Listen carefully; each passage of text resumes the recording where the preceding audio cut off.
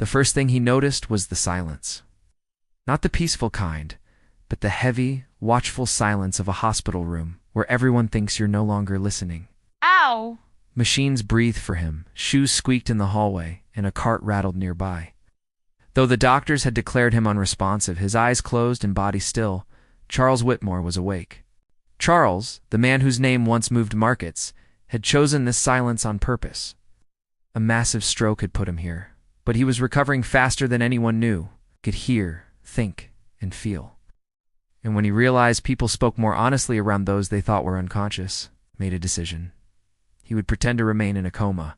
At first, it was curiosity. His ex-wife came once, her sympathy sounding rehearsed. Business partners arrived in expensive suits, already dividing his empire in hushed tones. Charles listened, feeling a familiar loneliness. Then there was her.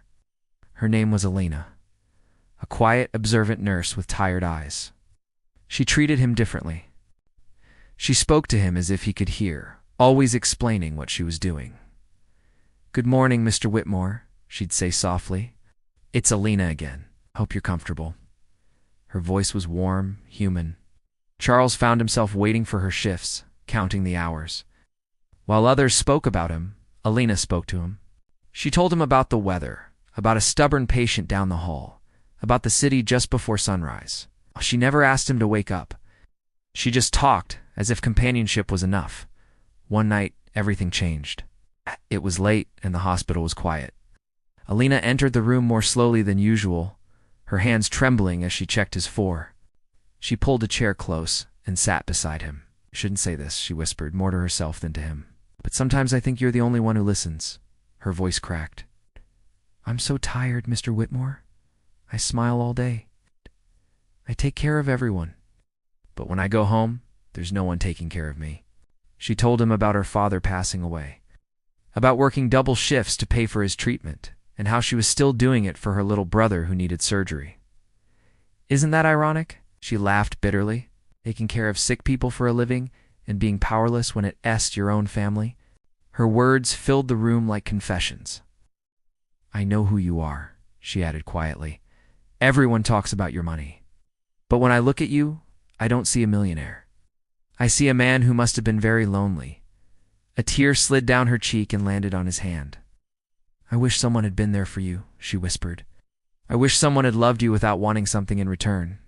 In that moment, Charles Whitmore, the man who had conquered boardrooms, broke inside his own body. He wanted to open his eyes, to tell her she wasn't alone. But he was afraid the honesty would end the moment he woke up. The next morning, Charles made a decision more terrifying than any hostile takeover. He would wake up. When his fingers twitched, doctors and nurses filled the room. His eyes slowly opened. Elena stood frozen near the door, her face pale. "Mr. Whitmore?" a doctor asked. "Can you hear me?" Charles turned his head slowly until his gaze found Elena. "Yes," he said hoarsely. "I can." Her eyes widened in shock, then fear.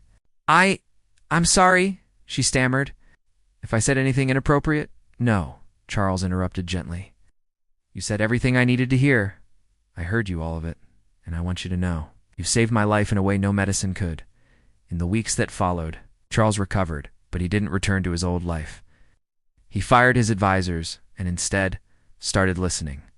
He anonymously paid for Elena's brother's surgery and then openly established a foundation to support caregivers struggling in silence. Elena stayed by his side, not as an employee, but as a friend, someone who reminded him who he could be.